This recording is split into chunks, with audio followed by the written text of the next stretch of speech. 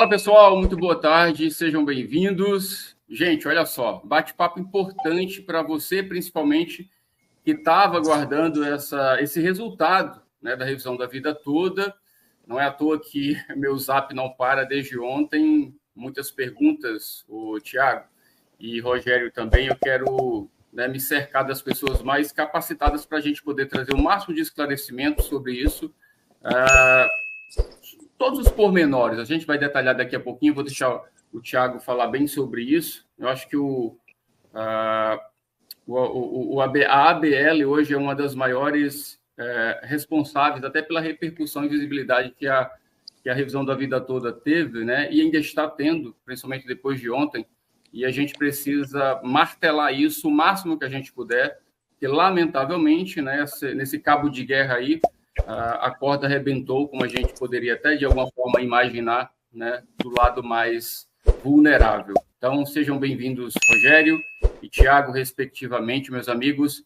Bora falar sobre isso, tá? E os reflexos que isso pode trazer também para outras pautas que já são bem corriqueiras aqui no canal Milton D'Antunes e no nosso canal de apoio INSS Conectado. Sejam todos bem-vindos também de todos os lugares do Brasil. Quero até dar uma palavra muito especial para você aqui do Nordeste. Eu vim acompanhando alguns grupos específicos de aposentados aqui que aguardavam ansiosos pela revisão da vida toda. Então, fiquem atentos, a gente vai tentar esclarecer o máximo de dúvidas que vocês possam ter, tá? Rogério e, em seguida, meu amigo Tiago Luquim. Boa tarde. Sextou com S de Supremo, né? Que situação lamentável em razão dos idosos do Brasil todo, né? É uma pena que isso aconteceu assim no momento em que o Brasil precisava agora dar uma guinada, né? Que todo mundo precisaria de valores para ter uma melhora financeira. Muita gente contando com valores aí até expressivos, né? E aí tomamos esse banho de água fria agora numa sexta-feira, né? Lamentável. Sexta-feira, se fosse sexta-feira 13 hoje, seria o dia perfeito para isso, né? Situação. Fake news.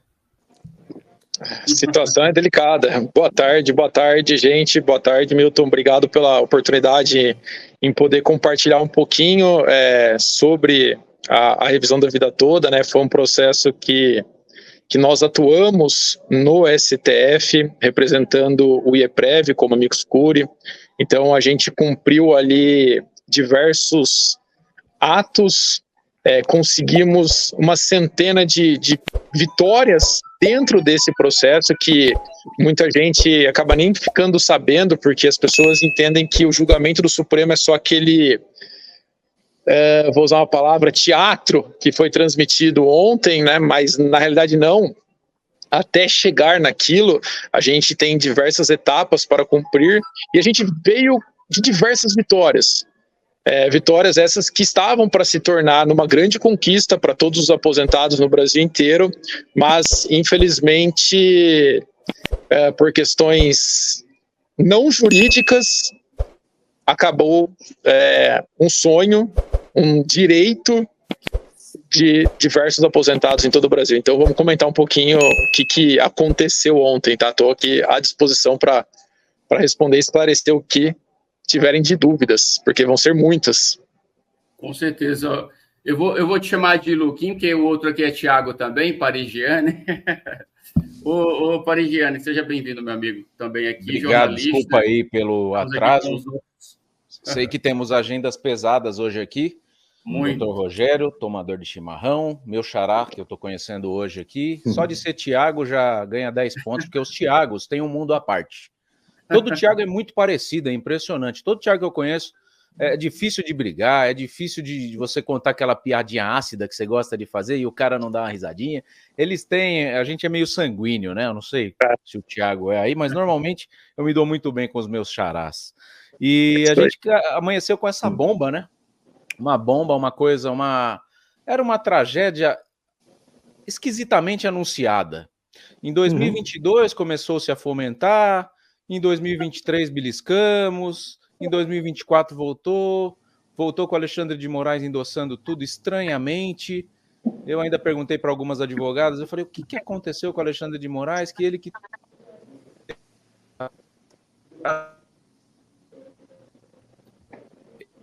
Acho que deu uma travada ali no Thiago. Tem algum problema aí no teu áudio, tá? Travou aí a tua imagem e voz. Pessoal, enquanto o Thiago retorna, eu vou aproveitar aqui a presença do Thiago Luquim. Thiago, a gente tem recebido muitas perguntas desde ontem e é óbvio que você, com o escritório também, devem estar abarrotados de questionamentos, né?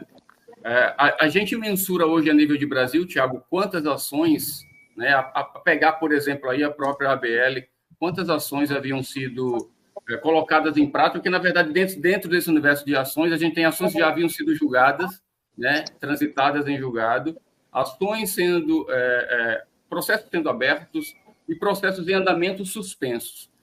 Eu queria que você tentasse passar para a gente como é que vai ficar cada cenário de cada situação desses processos. Legal, essa foi exatamente a orientação que eu passei para a equipe hoje pela manhã, né? Um cliente me mandou, eu não consegui confirmar a informação, mas ele disse que pegou do CNJ ali uma estatística de pouco mais de 100 mil processos de revisão da vida toda distribuídos. Não tenho confirmação disso, ele me mandou, eu preciso ainda confirmar. Mas fazendo um paralelo, a própria BL ali tinha mais de 5 mil ações de revisão da vida toda, então é um número bastante significativo, né? Situações dos processos, a gente tem alguns cenários. A gente tem aqueles processos que nós, e aí eu estou falando da ABL, nós já ganhamos, são processos que transitaram em julgado e que os clientes já receberam ou o precatório ou o RPV. Nós temos alguns processos nessa situação. Para esses casos, se eles tramitaram na Justiça Federal Comum, ou seja, tinham valores de entrada de processo acima de 60 salários mínimos, o INSS pode tentar reverter a decisão se ela ocorreu até 2 anos, que é a tal da rescisória. Eu já fiz um pente fino no escritório e a grande maioria desses casos está seguro, já não vai ter esse tipo de problema. Uma outra situação, em outros casos do escritório, são para aqueles do Juizado Especial Federal. Nesses casos que acabaram e transitaram em julgado, o cliente está recebendo, não há mais o que ser feito pelo INSS. Essas pessoas vão receber para o resto da vida. São 2 cenários onde existe a possibilidade de receber para o resto da vida e outro vão receber para o resto da vida. Aquelas outras pessoas que estão com tutela sendo paga, a gente vai provavelmente enfrentar ali, e a estratégia do escritório é se antecipar, em derrubar essas tutelas para que essas pessoas voltem a receber o valor anterior, antes do reajuste, e não sofram o risco de ter que devolver. Por quê? Nosso entendimento é que, a partir da decisão do STF, se uma pessoa continuar recebendo a tutela, ela tem o risco de devolver o que ela recebeu após a decisão. E aí, aquelas pessoas que estão com o processo em fase inicial ou até suspensos, mas sem uma decisão efetiva, esses processos naturalmente vão ser encerrados. A ordem da nossa equipe para os nossos clientes é que esses processos eles vão ter o trâmite contínuo dos juízes, né, cumprindo os próximos atos e vão ser naturalmente encerrados. E a gente fala isso porque a gente já teve uma experiência, né, quem não se lembra da desaposentação que a gente viveu, inclusive a gente perdeu a desaposentação naquela época nas mãos do próprio atual presidente do STF, ministro Luiz Roberto Barroso. Então, a gente pode também falar um pouquinho sobre isso, porque é de extrema relevância como alguns ministros vêm se posicionando na história do STF contra o direito dos aposentados. Entre eles ali, destaque para o ministro, atual presidente do STF, Luiz Roberto Barroso. E dizem as más línguas que hoje, pela manhã, encontrado por um aposentado, Barroso respondeu à indagação da seguinte forma: perdeu mané. Dizem as más línguas. Tá aí no chat, ó, quem votou contra vocês aqui, né? Todos os juízes, acho importante falar, né, Milton? Não sei se você falou no começo. Luiz Fux, Cristiano Zanin, Flávio Dino, Dias Toffoli, Gilmar Mendes e ele, o indicado de Bolsonaro, Cássio Nunes Marques, sempre surpreendendo nas suas votações enigmáticas. Também foi contrário à decisão aí do STF. E a favor foi André Mendonça, Carmen Lúcia, Edson Fachin e o relator Alexandre de Moraes. A minha pergunta, Tiago, tá circulando aí na internet que existe uma forma do Zanin conseguir colocar em pauta novamente, mas ele votou contra. Como que existe uma fórmula de alguém colocar em pauta novamente a revisão da vida toda? Isso eu acho que é impossível, não é? Na realidade, a discussão vai em encontro com o processo da revisão da vida toda, porque o que foi julgado ontem, e isso precisa ser esclarecido, foram as ADIs que buscavam ali a inconstitucionalidade do artigo 3º. Não foi a revisão da vida toda. O que aconteceu, para as pessoas entenderem assim a história num contexto geral e assim de forma bem rápida, resumida, né?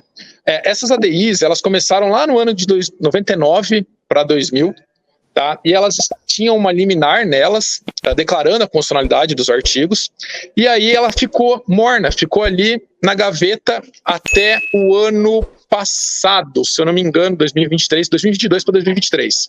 Quando a gente viu uma movimentação dessas ADIs, quando a gente percebeu essa movimentação de algo que estava parado há mais de 20 anos, a gente levantou uma suspeita de que algo não estava indo para um caminho correto. E aí a gente se habilitou nas ADIs, né? Inclusive nós fomos os únicos a estar habilitados na ADI, por isso que o Murilo e o João ontem conseguiram levantar ali questões de ordem no plenário do STF.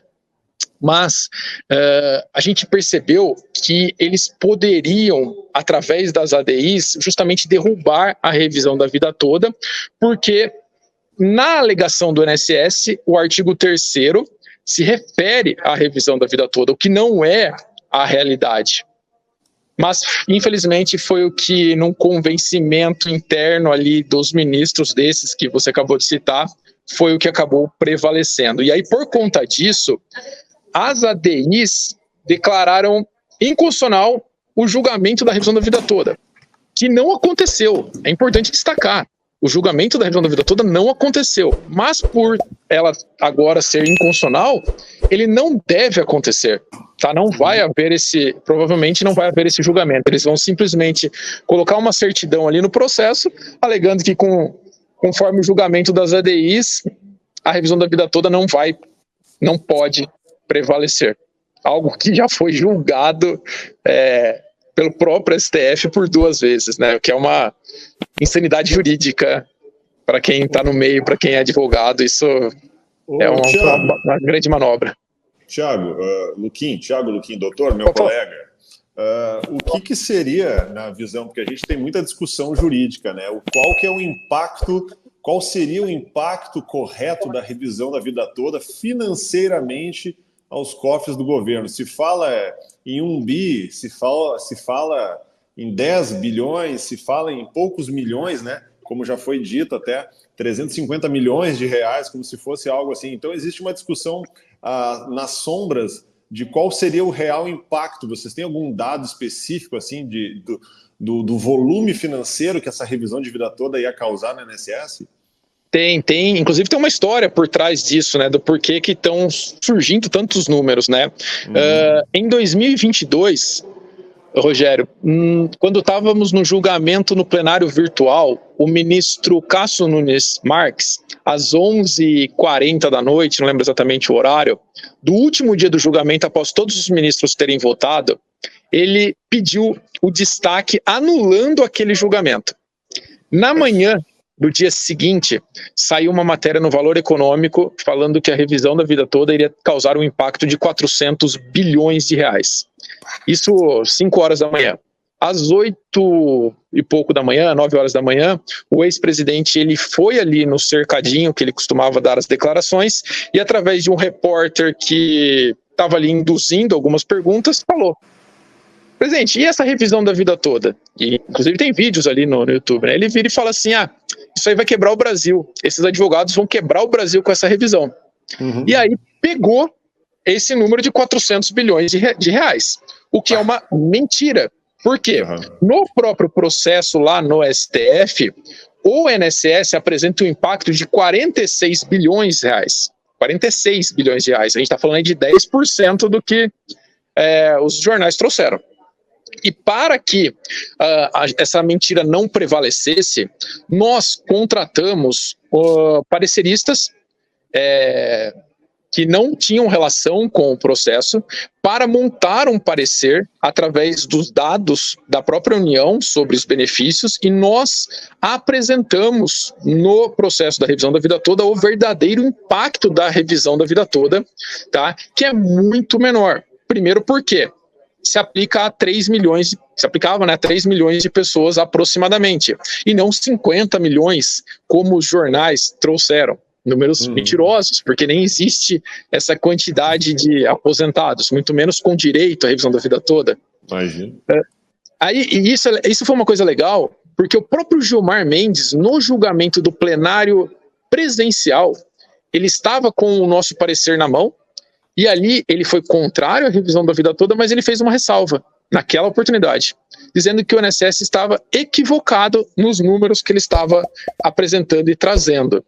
Mas o que a gente viu foi que, como aquela matéria e números tão grandes, né, trazem uma certa repercussão, o governo atual começou a utilizar também esses mesmos números. E aí, com isso, a gente viu a história se repetindo de uma forma muito rápida, e a gente não conseguiu mais derrubar, e aqueles pareceres que a gente tinha apresentado foram deixados de lado. Situação, né?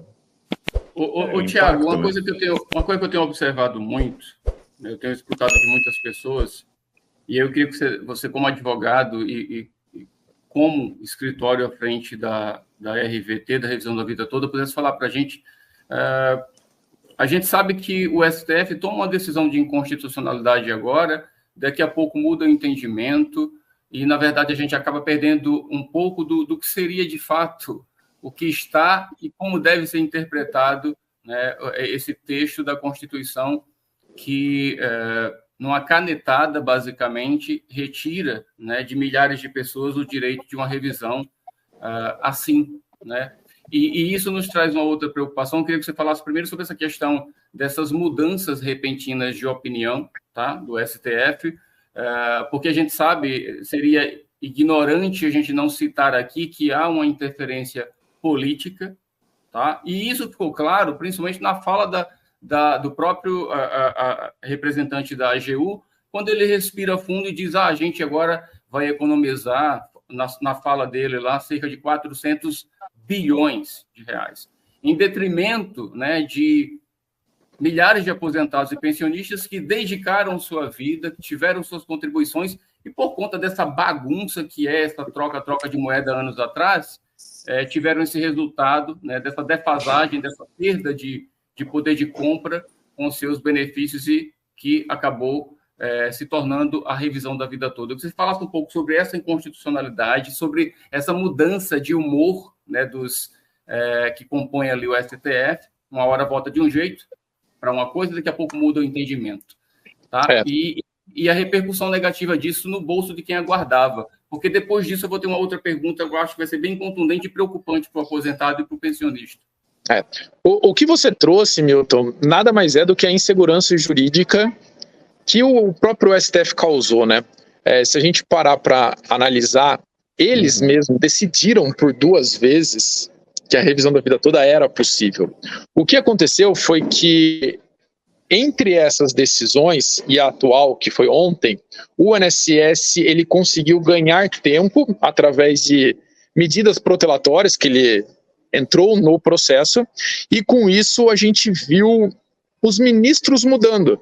Os ministros que estavam naquele julgamento inicial se aposentaram e saíram, então a gente viu uma nova corte.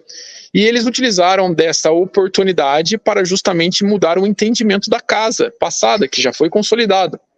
Não foi transitado em julgado, né, mas foi naquela oportunidade dada a decisão. E isso gera uma insegurança jurídica assim, sem precedentes. Para quem atua no STF em outras ações, eles podem e devem utilizar isso como uma analogia para julgamentos de outros processos, de outros assuntos que estão pendentes ali, ou que tiveram decisões, mas estão com embargos, e essas decisões foram com outros ministros que não o da corte atual. Então, isso causa uma insegurança mesmo, uma insegurança grave, uma insegurança perigosa para o judiciário, não só no aspecto previdenciário, mas em todas as áreas. Todas as áreas. E a gente que começou a trabalhar no STF em 2020 para 2021, a gente estudou muito os julgamentos anteriores, a gente continuou estudando como os ministros se portavam em determinados julgamentos, e ontem vocês puderam ver, inclusive, que a corte foi dividida. Vocês tinham ali, a gente tinha de um lado o ministro Alexandre de Moraes, que defendeu fortemente os aposentados, junto com o André Mendonça e o Fachin, e a gente tinha do outro lado ali o ministro Barroso, juntamente com o Zanin, tentando induzir o julgamento para o que aconteceu, e conseguiram, o que foi uma coisa assim gravíssima. Então a gente vê de fato essa questão da insegurança jurídica. A questão... Thiago, pode falar. Desculpa, posso te interromper? Claro. Eu sempre tive um questionamento, tá? Eu tenho sempre umas dúvidas com relação ao STF e STJ por conta daqueles juízes, os juízes assessores, né? Que a gente brinca que muitas vezes até fazem os votos. Existe alguma tendência desses juízes que estão por trás desses ministros? Existe uma tendência desse pessoal em julgar contra? Esses juízes têm alguma origem de alguns tribunais que são notoriamente resistentes a padrões? Porque a gente vê, né, que tem aqueles juízes, agora me fugiu o termo, mas os juízes são chamados, os juízes assessores são chamados por esses ministros para dar os votos, por muitas vezes fazer todo o trabalho que eles costumam até fazer. Tem alguma resistência dessa galera? É possível a gente ver de forma pronta? Porque muitas vezes até o próprio ministro, o que me surpreendeu mesmo foi o voto do Nunes Marques, que é um cara que estaria ligado a uma questão, e aí tu vislumbra que a gente não sabe quem está por trás também auxiliando esses caras. Tem alguma coisa assim que... É legal você trazer isso, Rogério. Eu vou explicar para o pessoal que está assistindo a gente, para eles entenderem também como é que é a dinâmica, a casa ali do STF, né? A gente vê os ministros, que são as pessoas que aparecem e que tomam a decisão final, mas por trás desses ministros são diversos juízes, advogados e outros servidores que assessoram eles nas decisões. Porque imaginem só, né?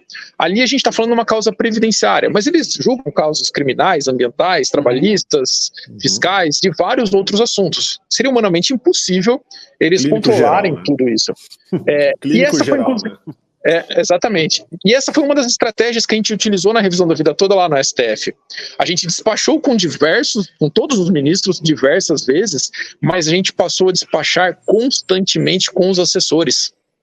Quando a gente falou do parecer econômico que a gente apresentou, a gente pegou uma cópia de cada um desse parecer, a gente tirou centenas de cópias e entregamos para cada um desses assessores, para que eles tomassem conhecimento.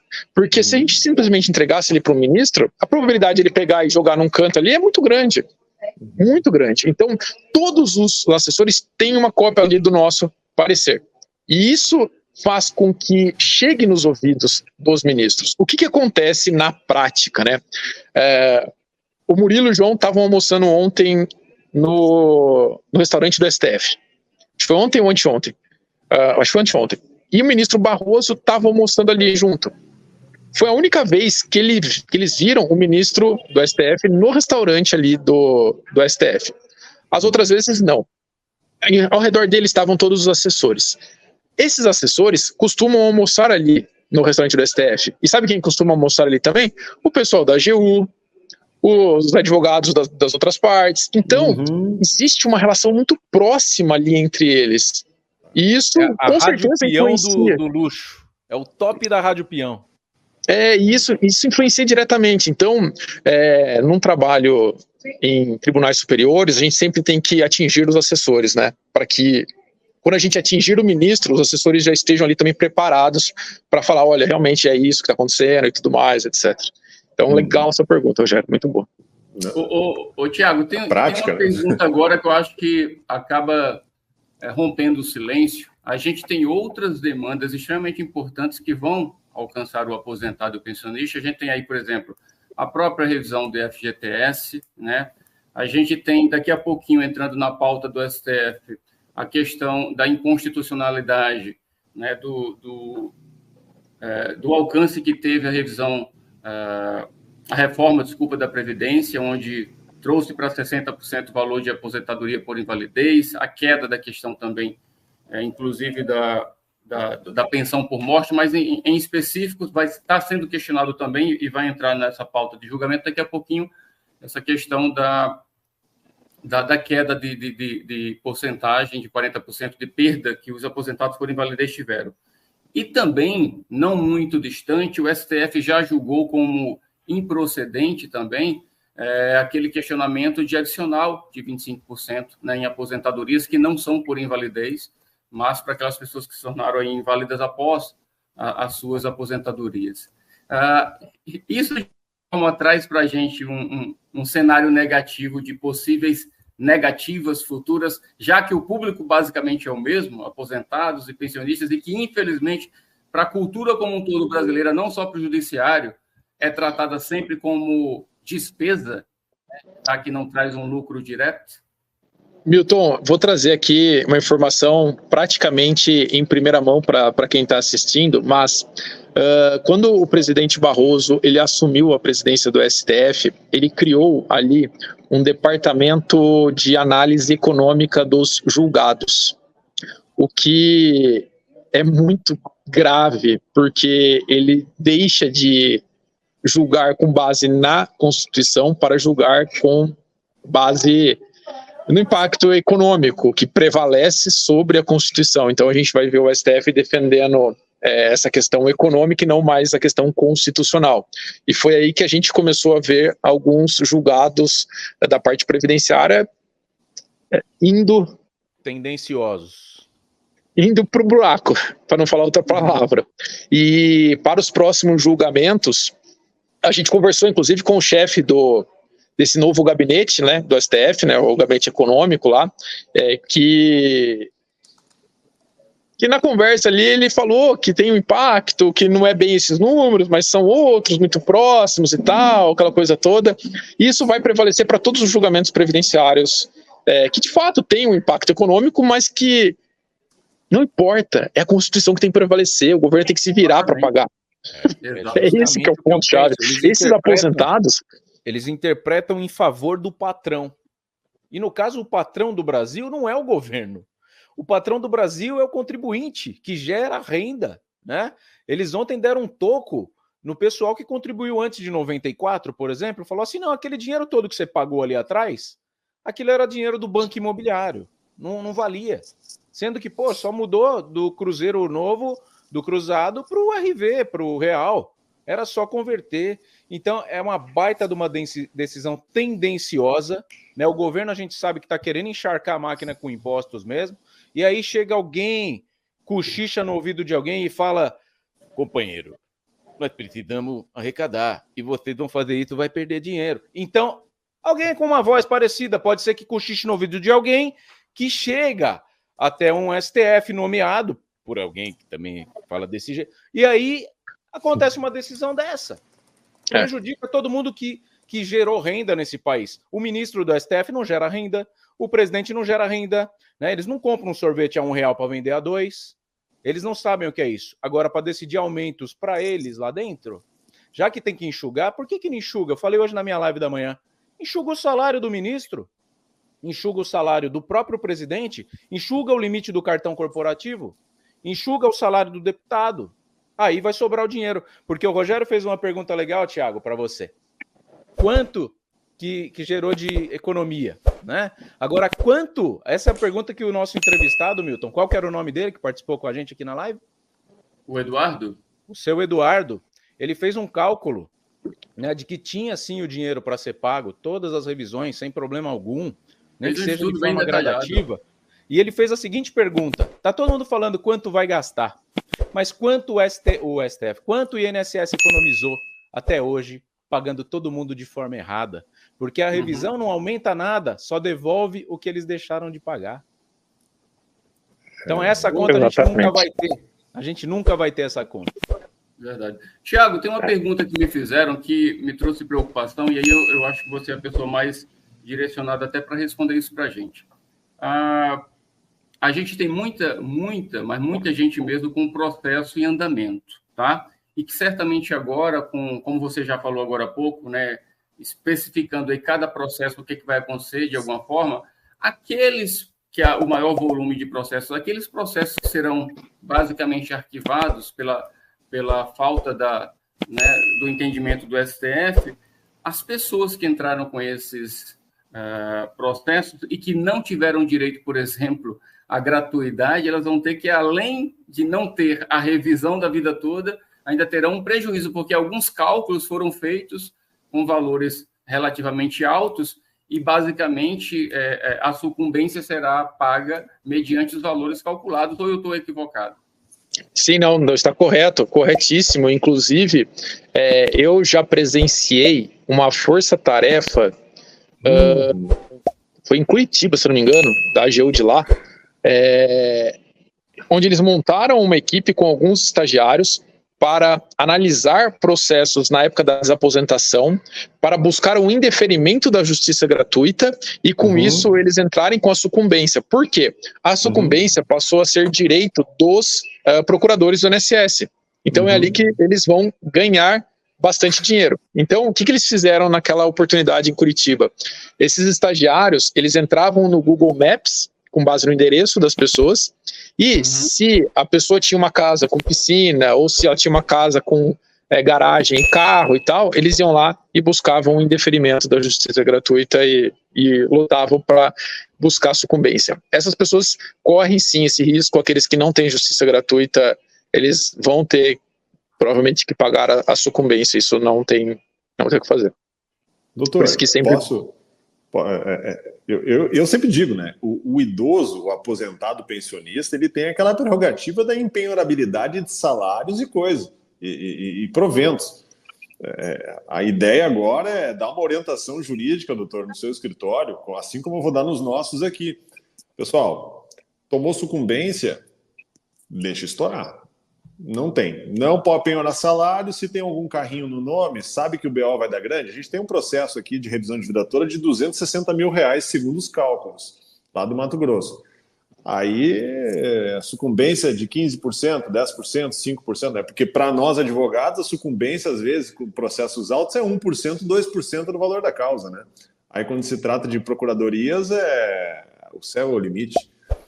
A ideia é aquele que tomar sucumbência, a gente conversando agora de colega para colega, por conta da empenhorabilidade, deixa estourar. E se trancar de alguma forma ou de outra, tem que deixar estourar. Eu não sei qual o conselho que a gente brinca na nossa profissão, que o idoso, o pensionista, por ter os proventos dessa forma, né, a não ser que eles relativizem mais uma vez, né, essa ideia de sucumbência e cobrança de ônus, né? Na realidade, aqui o que a gente faz é uma análise caso a caso. Quando a gente entra com o processo, a gente deixa até expresso no nosso contrato que, se for indeferida a justiça gratuita, a gente dá a opção para o cliente se ele quer continuar ou não, sob o risco de ter a sucumbência, né? Eu nunca tive, pelo menos eu não me lembro de ter tido um problema com um cliente que teve indeferido e teve que pagar sucumbência, né? Mas aí a gente vai ter que ver, caso a caso, qual a atitude de tomar. Porque, assim, alguns clientes vão querer paga e tchau e benção. Outros talvez não tenham como pagar. Aí vai ter que ser analisado friamente, caso a caso. E não tem como julgar, doutor, nenhum processo que foi dado à entrada, então, tem chance alguma de ser vitorioso, é isso? Olha, tem alguns casos que não ficaram suspensos e continuaram tramitando, inclusive em fase de cumprimento de sentença. Vai depender muito da atuação do advogado em cima desses casos para ver se compensa ou não seguir. Por exemplo, um pensamento rápido agora que me veio à cabeça, se esse caso está no juizado, eu seguiria. Por que seguiria? Porque o INSS não vai ter como recorrer disso. Então ele vai perder para o resto da vida. Assim como eu falei no começo da live, que a gente tem diversos casos que os clientes vão receber para o resto da vida. Acabou.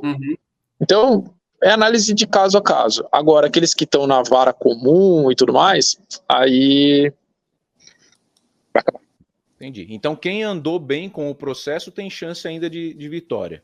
Quem queria dar entrada já era. Perdeu Não, completamente a chance. Entendi. Exatamente. A gente já, hoje pela manhã já estão fechados os Não atendimentos. É de todo mal, né? Para a revisão da vida toda. Privilegia os mais rápidos. É que assim, é impressionante, mas tem casos que a gente entrou. O nosso primeiro caso é de 2016, se eu não me engano. E o processo está lá, parado. E tem casos que a gente entrou em 2023 que está em fase rápida, sabe, de cumprimento.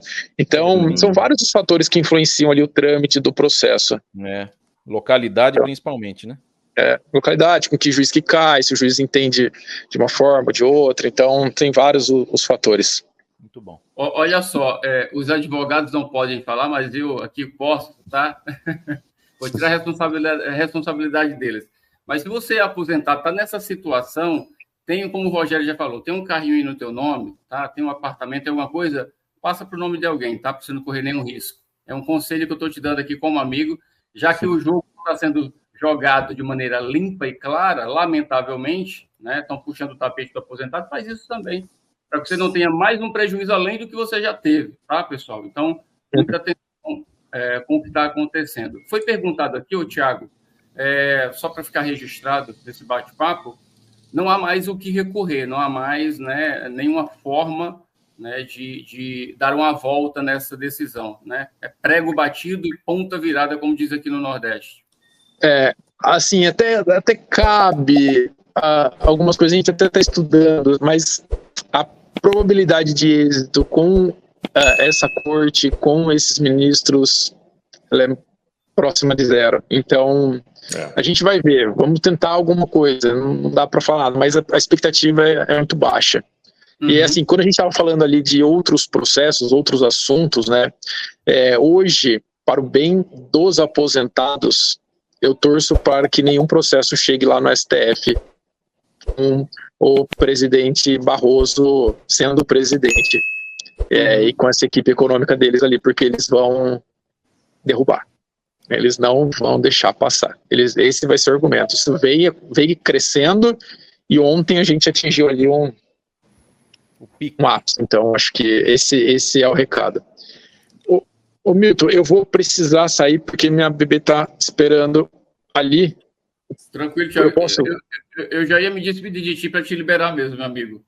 Tá, mas não, legal, beleza. Eu quero te agradecer demais, tá, pelos esclarecimentos e te dizer que nosso canal está de portas abertas para qualquer novidade ou qualquer informação que vocês queiram trazer para o nosso público, tá? Como sempre. E te agradecer demais. Você deu uma parada aí na sua agenda só para atender a gente de última hora e eu te agradeço muito por isso. Obrigado, gente. Obrigado, Rogério. Obrigado, Thiago, Xará.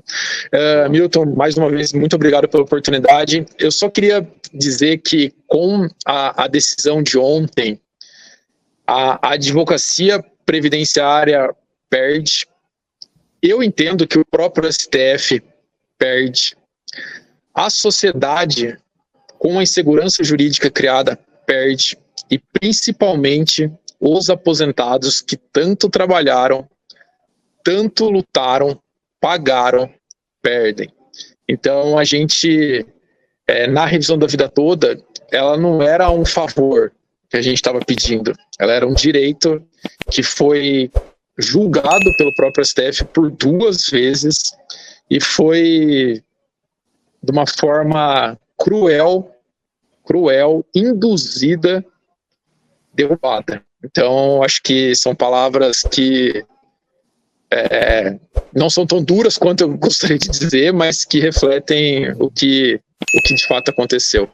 Gente, muito, muito obrigado pela oportunidade de falar aqui. Estou sempre à disposição para o que precisar. Obrigado, Milton. Obrigado, Thiago. Valeu, gente. Tchau. Até mais. Tchau. Bom, pessoal, a gente permanece porque eu quero aproveitar o Thiago Farigiani aqui com o Rogério. Rogério, requalifica aí tua imagem. Aqui, ó, só botar um pouquinho para o lado aqui, ó, que já voltamos. Por que eu quero permanecer com vocês? Porque aqui nessa live, eu havia até colocado aqui na capa a questão do nosso projeto de lei 4434, e eu pego o gancho do que o Thiago Luquinha acabou de dizer agora, e é extremamente importante. Nós precisamos fazer de absolutamente tudo para que nada que seja voltado ao aposentado e ao pensionista necessite chegar ao STF. Absolutamente nada. Porque a gente teve agora essa queda, esse tapa na cara com a revisão da vida toda. Provavelmente a gente vai ter isso, está bem encaminhado para isso também, com a revisão do FGTS, que alcança muito aposentado e muito pensionista. Muito mesmo, tá? Então, projetos como o 4434, que está tendo a resistência que vem tendo já há 16 anos dentro do legislativo, entre Senado e Câmara, é um termômetro do que uma AGU pode fazer estando junto lá ao STF, defendendo os interesses do governo contra você.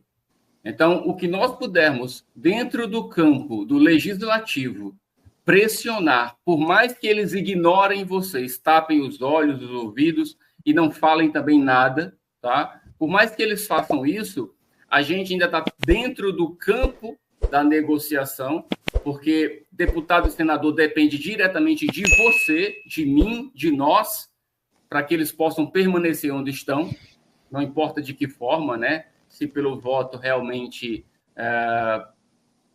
da credibilidade ou pelo voto, né, do convencimento, mas estão permanecendo lá.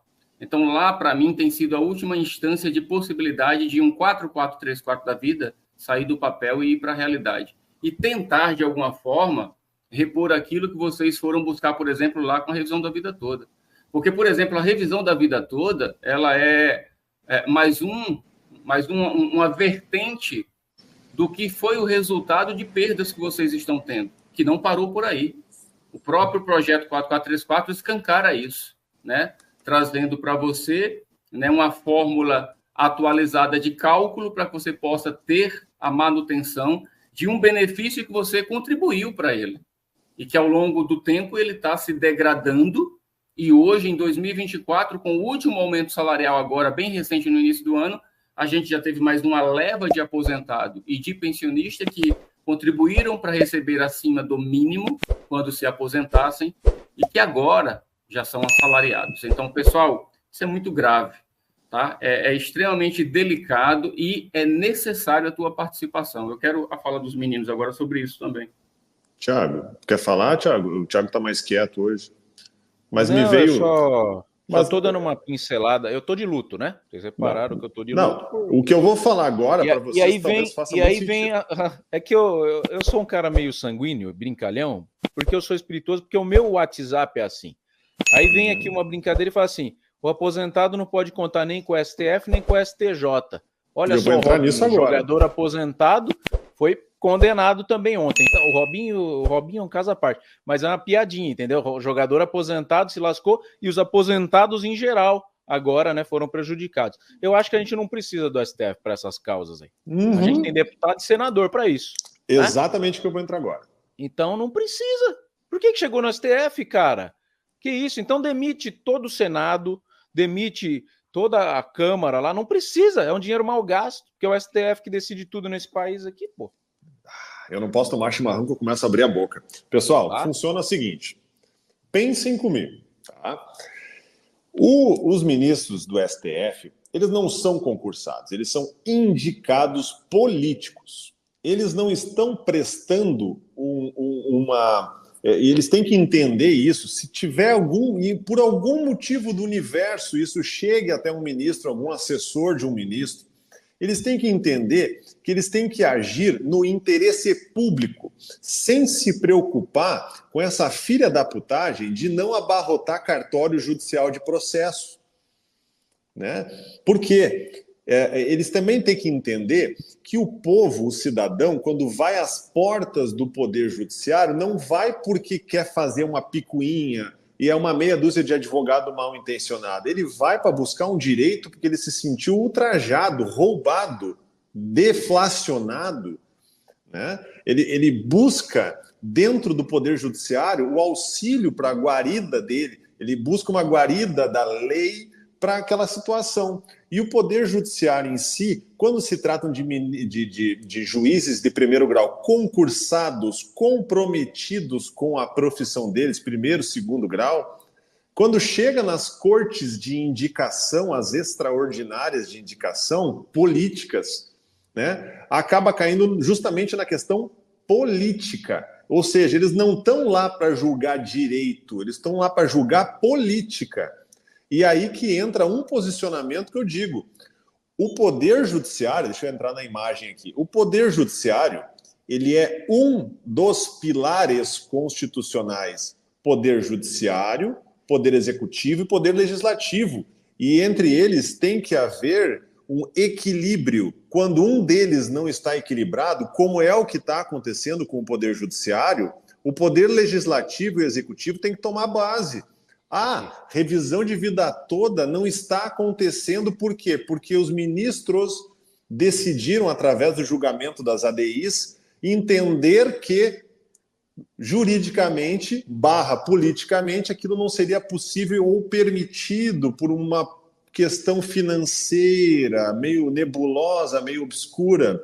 Então, o que tem que fazer? O legislativo tem que começar a vestir as calças e a saia para quem é mulher, e o poder executivo, através dos seus chefes de governo, buscar essa daqui. É mais ou menos como se um presidente dissesse o seguinte: ok, o STF está dizendo que não, mas eu, através de uma medida provisória, claro, respeitadas as discussões a respeito disso, o famoso canetaço, colocar, ao contrário do que entende o STF, eu sim decreto que exija aquilo dali. Então, me parece que se dá hoje no Brasil um poder excessivo ao STF, STJ, cortes políticas, né? E que vem aqui até ao encontro das informações que a gente está colocando. O STF, ele é definido como guardião da Constituição. Ponto. Mas a Constituição, ela é uma lei que demanda a interpretação. Você vai causar hoje um prejuízo, e aí entra na última parte da minha fala, entra um prejuízo econômico para uma população que já é defasada de salário, que nem o Milton e o Thiago vivem falando isso, já está defasado esse novo mínimo, esse novo número do salário mínimo colocado, está muito defasado do que deveria, prejuízo aos aposentados, ainda toma uma dessa. Então, eu entendo da seguinte forma: o Poder Judiciário, ele faz parte dos trinômios das questões e tem que respeitar o que é o dever da população, para a população, para o povo, guardião do povo. Além dessa questão que o Rogério traz, primeiro que eu acho que ministro com o poder que está tendo tem que ser eleito pelo povo. Não tem que ter indicação. Não tem que ter indicação. E mesmo assim, essa indicação, olha só que curioso. A gente tem um indicado lá que é do Bolsonaro, que é o Cássio Nunes Marques. Sim. O Cássio Nunes Marques, quando o Bolsonaro estava no poder, ele votava em favor de tudo que o Bolsonaro queria. O Bolsonaro saiu do poder agora. Quem está no poder é o Lula. Ele, não é que ele tinha que continuar sendo oposição ao Lula, mesmo porque ele não é deputado, ele é um ministro do STF, ele tem que ter imparcialidades. Porém, para mostrar essa imparcialidade dele hoje, ele votou até contra a liberdade dos presos do 8 de janeiro. O Nunes Marques era um voto de Minerva e ele votou contra. Então, o que acontece? Existe uma patota. Vamos supor que o STF é uma empresa. Então, você está lá, o seu antigo chefe foi o cara que pôs você naquela empresa. Só que ele saiu, não manda mais nada. Está inelegível, não volta mais nem a pau. Em 2026 não volta, 2030 sabe-se lá o que vai acontecer. O cara está jogando com a patota. Ele vota para agradar o Xandão, para agradar o Gilmar Mendes, e são caras que, infelizmente, você consegue ver o lado político deles, o Rogério e Milton. Você consegue saber em quem o Alexandre de Moraes votou para presidente. O que já está tudo errado. Você consegue saber em quem o Zanin votou para presidente. Você consegue saber em quem o Gilmar Mendes votou para presidente. Então, não é uma corte isenta. É como se fosse o juiz apitar o clássico Brasil e Argentina sendo argentino ou brasileiro. É isso que acontece. E aí a coisa degringola. Para você que é advogado, eu teria vergonha de ser membro do Poder Judiciário brasileiro, ser um representante da OAB. Né? Isso mancha as instituições. Isso não é o jogo limpo, não é o fair play judiciário. É absurdamente ridículo o que a gente vê aqui. E votam contra o povo. Então, o Brasil é um país pacífico. Eu tive recentemente na Europa, o pessoal estava fazendo motim na França, porque lá eles não conseguem comer 3 vezes por dia. 3 vezes por dia. Não estão falando de passar fome, não. Aqui no Brasil, a população toma tapa na cara e continua em casa. A única vez que foi para a rua, derrubou a Dilma. E daqui a pouco vai acontecer de novo. Entendeu? Não precisava. Mas eles vão dando tapa na cara da população, até bate em idoso, porque sabe que é uma população mais difícil de se aglutinar e ir para a rua, mas a única coisa que põe medo no governo é o povo na rua, cara. É o povo na rua. A gente fomenta aqui, mas lembra da propaganda da Fiat? Vem para a rua porque a rua é a maior arquibancada do Brasil. Foi aí que tudo começou. Então, será que eles estão esperando isso? Esse tipo de revolta? Olha só, pessoal. É isso aí. Rapidão aqui, só para vocês terem ideia do que eu estou falando, tá? A gente está com viagem agendada aí para Brasília e, por mais que pareça, às vezes, uma luta de Davi contra Golias, a luta pelo aposentado e pelo pensionista, ela não pode parar. Hoje nós temos aí uma média de 30 milhões de pessoas nesses dois grupos. E se você que é aposentado, que é pensionista, se você que é trabalhador não se conscientiza da efetiva necessidade de participação nessa luta pela manutenção e pela aquisição de novos direitos que você tem, na verdade, pela aquisição tem sido bem difícil. Hoje a gente está lutando muito mais para manter o que vocês já têm do que para novas conquistas. Essa é uma realidade. Ou seja, está tão difícil lutar pelo aposentado que, quando olham para ele, é só para dizer, olha, me dá mais um pouquinho do que você tem. Como se você tivesse tudo dado de graça, por favor, que na verdade não foi nada dado, foi tudo conquistado com muito suor. Esse abaixo-assinado que eu estou implementando, que está aqui na tela de vocês, com 8.647 votos, nada mais é do que um pequeno termômetro de quem está antenado e lutando pelos seus direitos, tá? Então, o que está ruim, pessoal, me perdoem a redundância, a clareza, pode piorar, tá? Porque se a gente luta e é como na cara dura, o STF virou a casa da mãe Joana, quando era para defender a Constituição, quando era para proteger o direito de pessoas como vocês, do dia para a noite ele vira essa casa da mãe Joana, onde eles... Uma coisa que me chamou muito a atenção, o Thiago colocava hoje na live dele pela manhã, Thiago, eu estava te acompanhando, e me doeu o coração ver o cinismo, como aqueles homens tratavam o tema, rindo um para o outro, como se vocês, aposentados e pensionistas, não passassem, mas é de lixo mesmo, me perdoem o termo, nada, vocês são o piolho, sabe, da cobra que morreu, ninguém sabe quando. Ou seja, vocês não são nada. Outra coisa que me chamou a atenção, que alguém que está acompanhando a live aqui colocou, o João Badari, que faz parte até do escritório como sócio do Thiago Luquim, estava com a gente até agora há pouco, pediu a palavra lá, e nem educação o ministro Barroso, como presidente do STF, teve de tratar um advogado, pelo menos como ser humano, de maneira respeitosa, diz, quem é você? Então, assim, pessoal... Tá no pente aqui, tá, Milton? Se quiser, dá para ouvir as risadinhas deles. Coloca aí, Thiago. Coloca, eu quero que as pessoas que não tiveram a oportunidade de ver, olha como é que eles tratam o tema.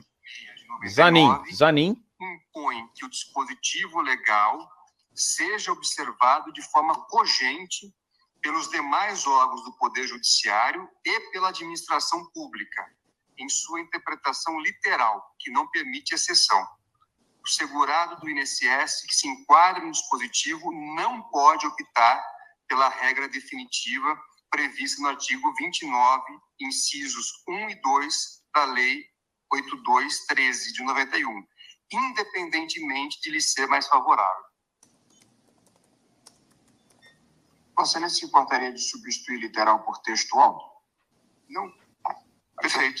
É uma patota. Só porque a literal é um pouco estigmatizada nessa nomenclatura. Eu me lembro sempre de uma passagem que se atribui ao ex-ministro, sempre ministro, já nos deixou, Luiz Galotti, ele dizia, foi por ela, pela interpretação literal, que Clélia, numa famosa obra de Stendhal, havendo feito um voto a Nossa Senhora de que não mais veria o seu amante Fabrício, passou a recebê-lo na mais absoluta escuridão. É muito engraçada a piada. Supondo que assim estivesse cumprido. Mas eu quero, ministro Barroso, agir aqui como Flávio defensor Dino. nativo da pobre da interpretação literal. Ela tem a sua funcionalidade para enfrentar aquilo que o Humberto Eco chamava de interpretação paranoica. Ela ajuda nesse enfrentamento. Da ânsia, né? Da ânsia. Tá, Porque tá, isso tá aqui é uma- como se uma fosse barbada, aquele, né? depois, aquele fim de reunião que tudo fica bom para todo mundo, né? Aí começa um a trocar uma ideia. Ah, mas minha sogra lá, rapaz, né? Vamos pra pizzaria, né? Vamos pra Já pizzaria. acabamos de dar uma cacetada na cabeça de mais uma porrada de velho que não serve para nada, né? Como se esse monte de... Não posso nem dizer o que eu quero, né? Mas Não, vocês melhor não. entenderam, como se esse monte de né, fossem jovens, né? E não convivessem na nossa sociedade. Eles são seres extraterrenos que de vez em quando descem à Terra para decidir se você vive, se você morre, se você come, se você não come, se você bebe, se você não bebe.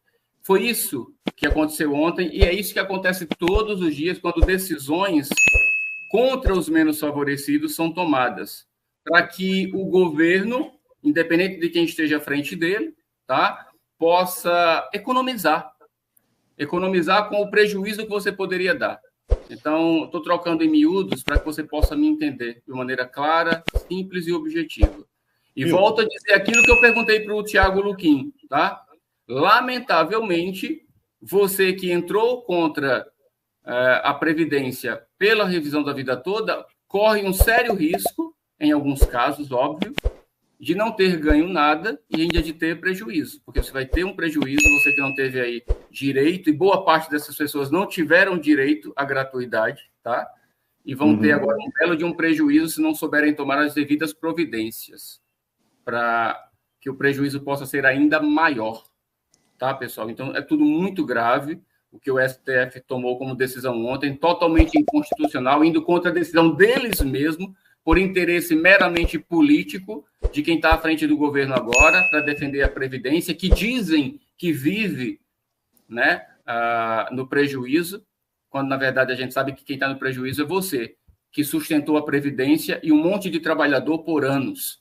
E agora, na hora que você mais precisa, o governo te dar as costas, o STF, que é a justiça brasileira, te dar as costas, e você vai recorrer a quem? Somente a Deus. Porque acima desses homens que se acham deuses, só Deus. Companheiro Milton, você está completamente errado, companheiro Milton.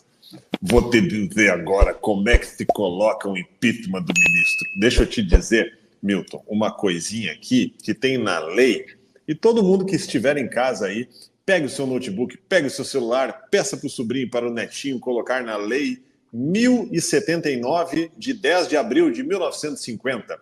São crimes de responsabilidade dos ministros do Supremo.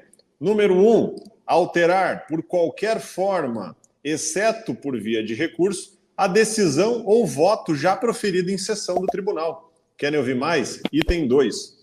Proferir julgamento quando, por lei, seja suspeito na causa. Ou, número 3, exercer atividade político-partidária. 5, proceder de modo incompatível com a honra, dignidade ou decoro de suas funções. Que daí já é outra história, né?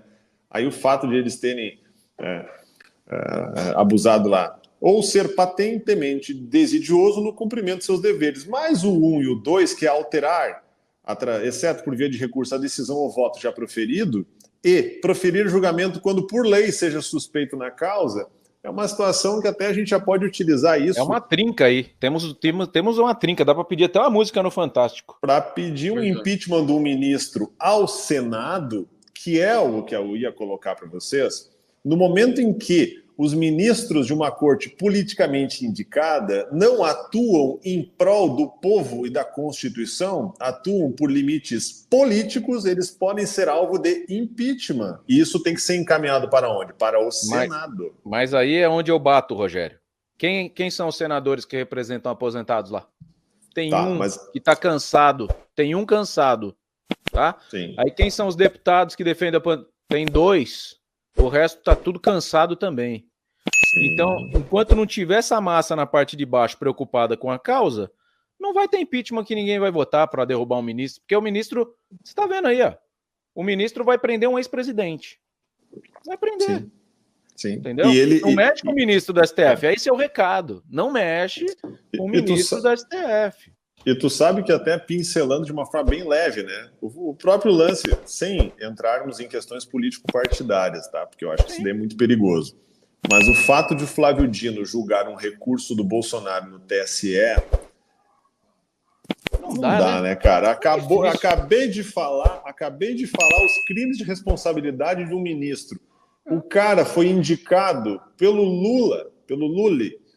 Ele vai julgar um ex-presidente, cara. Mas enquanto não tiver uma eleição de ministro, nós vamos ficar nessa mão aí. Se isso funcionar, vai ser o ato mais escrachado da face da terra. Pois é, e é o que a gente está assistindo aqui. A gente tá que nem os espíritas acreditam, né? Quando morre, o cara que é ruim, ele fica assistindo a decomposição do corpo dele ali. A gente tá nesse jeito, cara. É um purgatório isso aí. Purgatório político. Eu tenho um vídeo mais antigo, da época que o Alexander of Moraes utilizou-se de algumas prerrogativas um tanto quanto pitorescas, né, não permitindo que advogados tivessem acesso aos autos de inquéritos, e ele mesmo se colocando numa situação de perseguidor, inquisidor, julgador e tudo mais que você imaginar.